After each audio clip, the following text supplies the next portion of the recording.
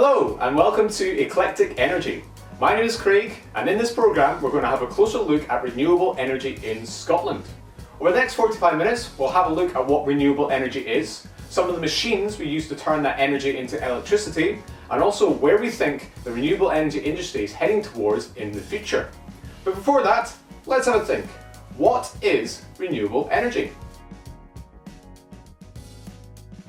So a dictionary description of renewable energy states that it is energy from natural sources that are not depleted when used. When we say the word natural, we mean that these sources exist on our planet and are not man-made, such as wind, sunshine and water. And when we say that they're not depleted, when we use these energy sources, the amount of energy that is left doesn't get smaller and smaller and smaller until it disappears. Some of these sources can exist for millions or even billions of years into the future, meaning we can reuse them again and again and again to produce our electricity. Today's show will look at wind energy, solar energy, hydro energy and tidal energy, as well as alternative fuels such as hydrogen and biofuels. To show you how electricity is created, I have here a model generator. It is made up of a magnet which sits on the top, and it also has rows of copper wire called a coil which sits in the middle. Now a magnet has two poles, a north pole and a south pole, and between these two poles it has an invisible magnetic field which runs from one pole to the other. Now this magnetic field is what causes magnets to stick together and to push apart. When you place a copper coil into a magnetic field and spin it around very quickly, that is how you create electricity. So let's show you.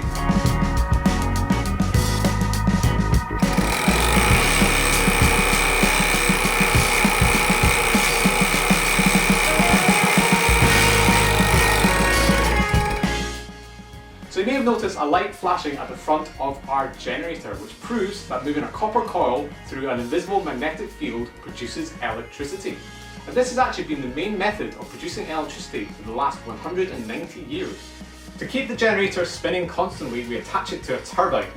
We then heat up water until it starts to boil and turn it into steam, which is then used to spin the turbine and generator to create our electricity. Heating up water requires a lot of energy though, which is why we have previously burned fossil fuels such as coal, oil and gas, and even used nuclear reactions to be able to create enough electricity to power our country. However, when we burn fossil fuels, we create lots of harmful gases which affect the environment. Plus, the amount of coal, oil and gas that is available on the earth will run out in the next 100 years. Nuclear power plants create a huge amount of electricity, but they also create nuclear waste which needs to be kept underground in a bunker for thousands of years to protect humans and the environment from the radiation.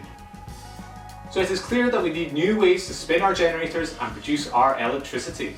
And this is where renewable energy comes in. So if you were to take a trip into the countryside, you would more than likely find one of these on your journey. This is called a wind turbine, and there's over 3,000 of these machines in Scotland alone. So I thought I'd go and take a closer look.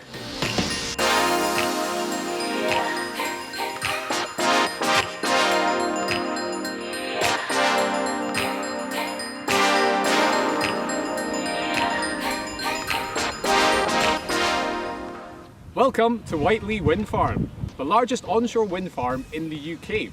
It sits just south of Glasgow and has 215 turbines in it, each able to produce enough electricity to power 1,000 homes per year. So here's a model wind turbine. It is made up of a tower, a generator which sits at the top, and long arms which are called blades.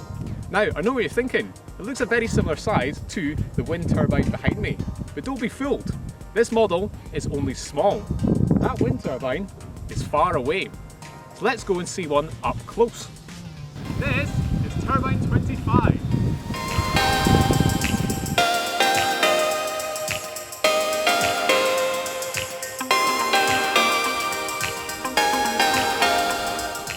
Each wind turbine at Whiteley is 110 metres tall, which is similar to the height of the Glasgow Tower. A wind turbine has a unique design though. And to show you why, I've set up my very own model wind turbine here in my studio. I brought along a giant fan that's going to provide our wind, and our wind turbine is currently set up for 3 blades. So let's see what happens when I switch on our fan.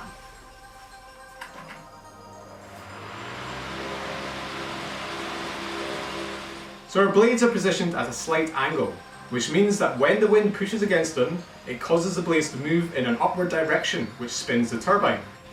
Inside the turbine, we have some gears, which take the movement of the blades and transfers it down into a generator to produce our electricity, which is why our LED lamp is shining. But what if we were to add more blades? Do you think it would spin faster or slower? Well, let's add 3 more and find out.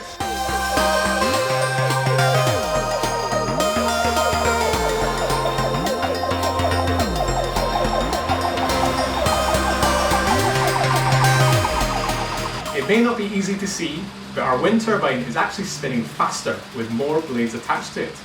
And as a result, it's producing more electricity since we can see the bulb is slightly brighter. But if more blades means a wind turbine spins faster, why do the big ones outside only have 3? Ultimately, it is down to money. Each blade can be as long as 50 meters and is made up of special material called carbon fiber and glass fiber. By adding more blades, you're adding more weight onto the tower, which would also need strengthened, and that would cost even more money. Also, the faster the blades spin, the more noise energy is created, which actually reduces the amount of electricity produced. You can hear this noise as a blade speeds past.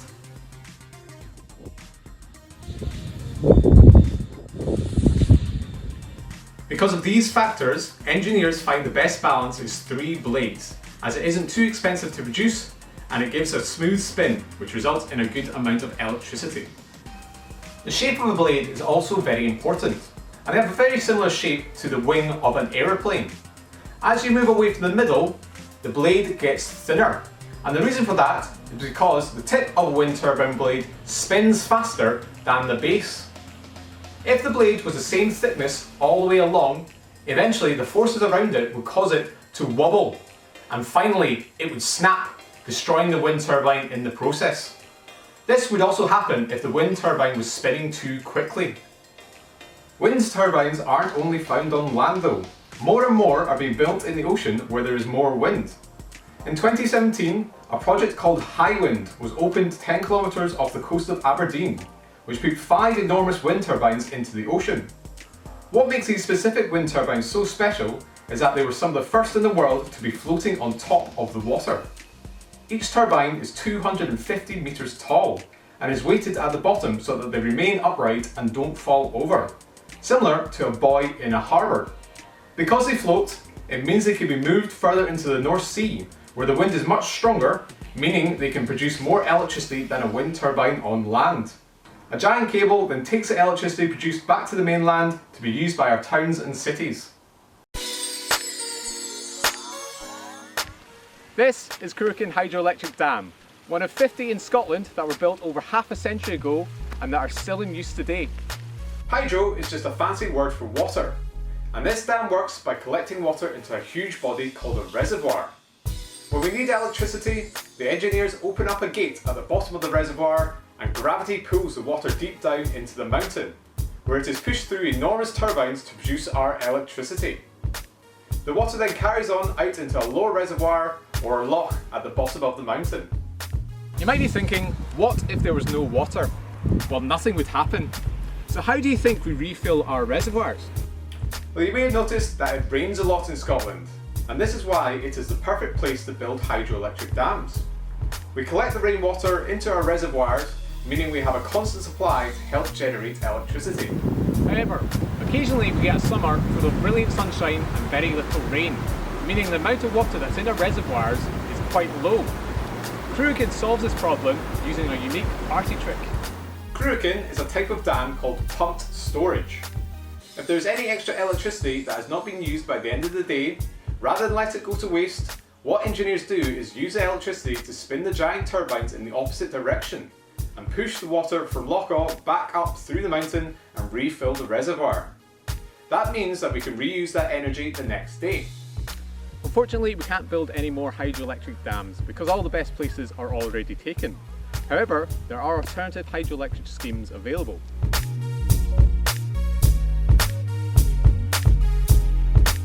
Here I am at Bonington Power Station, which sits on the River Clyde near New Lanark, and is a type of hydroelectric generation called run of the river.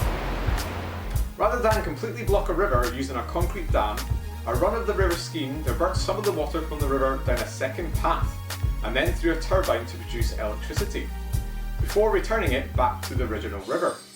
This is not a new idea though, as this method of using water energy was key to powering the machinery in cotton mills like New Lanark for hundreds of years. The advantage of run-of-the-river schemes is that they can be adapted for huge rivers like the River Clyde down to tiny streams. They are also much better for the environment than dams, since the river is allowed to flow naturally down the hillside, meaning animals can still swim up and down and use the river without being affected.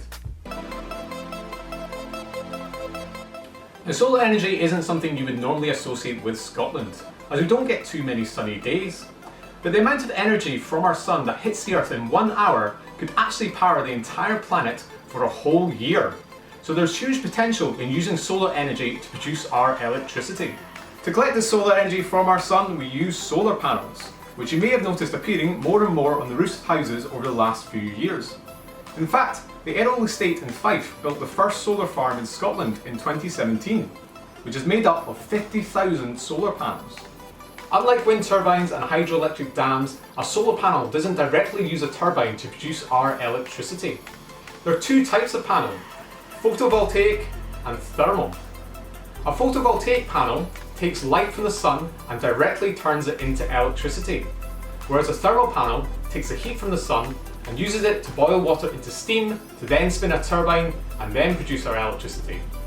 We can also use this thermal energy to heat up our homes. A photovoltaic panel is made up of two plates, a negatively charged plate sitting above a positively charged plate. When sunlight hits the negatively charged plate, it knocks electricity from the negative plate to the positive plate, creating a flow of electricity which we can use to power our homes.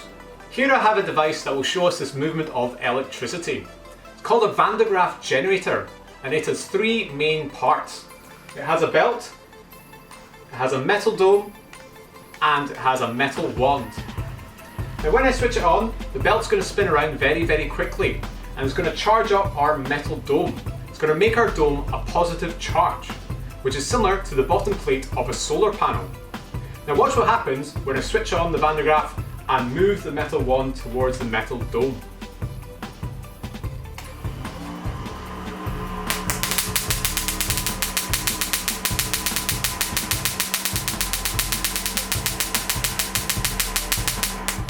What you're seeing are little jumps of electricity going from the wand to the dome, and a similar thing happens inside a solar panel, but much more often.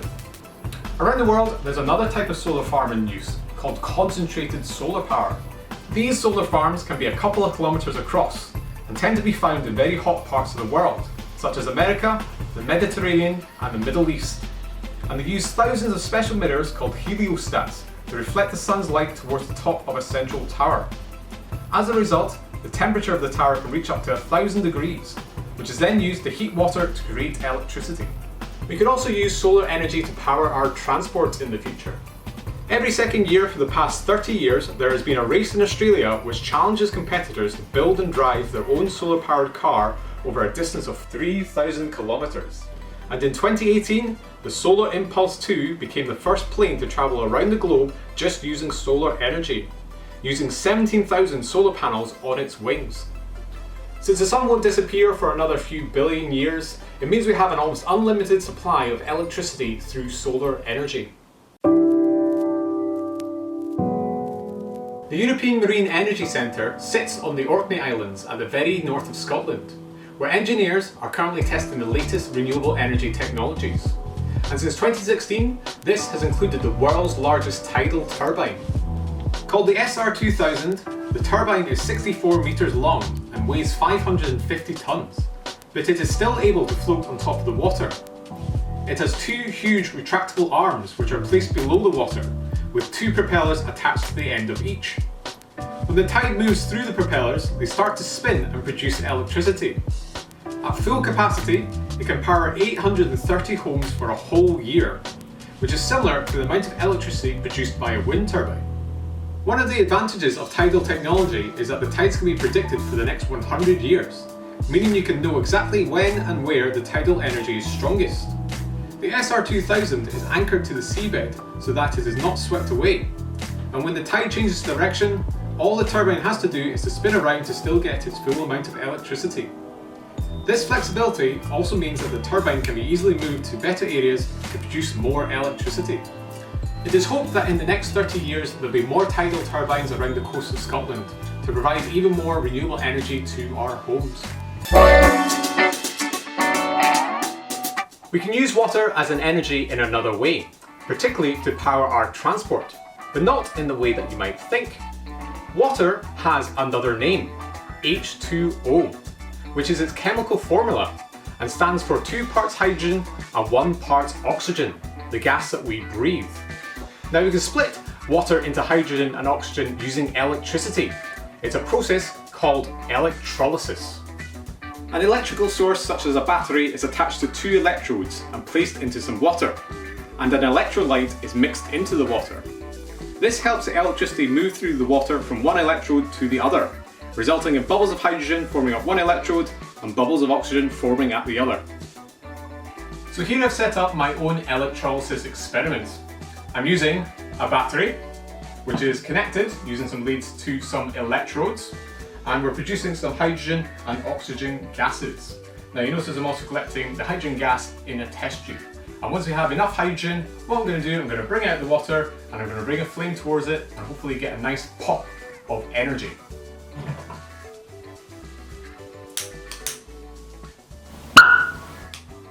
So that pop showed a small release of energy. But what do you think would happen if we lit a balloon full of hydrogen? Well, this is what would happen.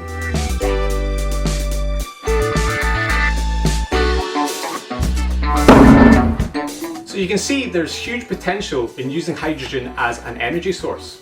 And we can actually use it as a fuel to power our transport.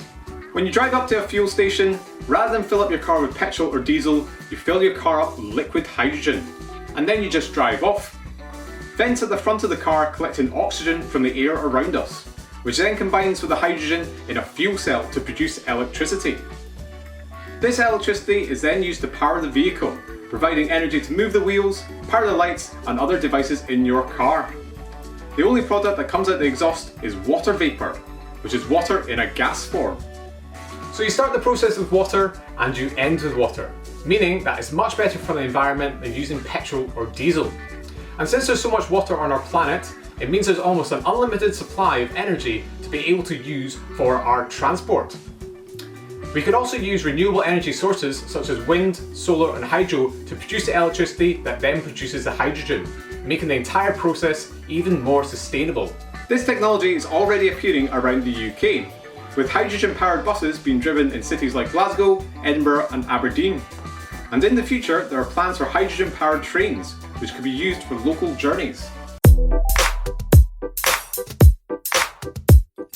Biofuels are created as a result of materials breaking down into fuels such as ethanol and methane, which can then be used in power stations or to fuel our transport.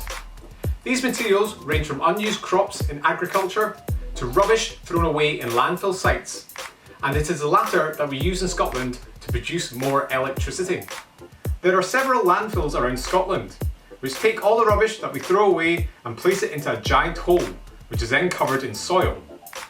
Over time, some of this rubbish breaks down into gases that are harmful to the atmosphere, which is the horrendous smell that you can really notice when you drive past a landfill. Rather than let all this gas escape into the air, we can collect it through large pipes dug into the ground to then burn the gas in power stations and heat water to spin a turbine. One of these gases is methane. So here's how much energy is released when you set it on fire.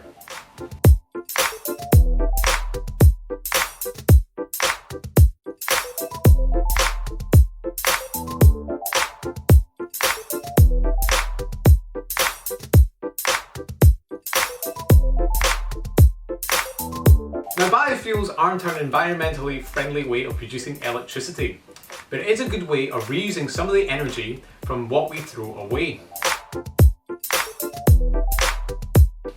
So those are the main types of renewable energy that we use in Scotland. But which ones are the best?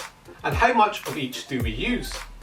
The efficiency of an energy source is how much electricity is produced compared to how much energy is put in. And the closer to 100%, the better. The renewable energy source with the best efficiency is hydroelectric at 90%. This is followed by tidal energy at 80%, then wind energy at around 40%, and finally solar energy at 20%. Over the past few years, the amount of electricity from renewable energy that has been used to meet our energy consumption in Scotland has been increasing, reaching a new record of 90% in 2019. Of that amount, 78% is produced by wind turbines, with 14% produced by hydroelectric schemes, 4% produced by biofuels, 3% produced by solar panels, and just 0.1% produced by tidal turbines.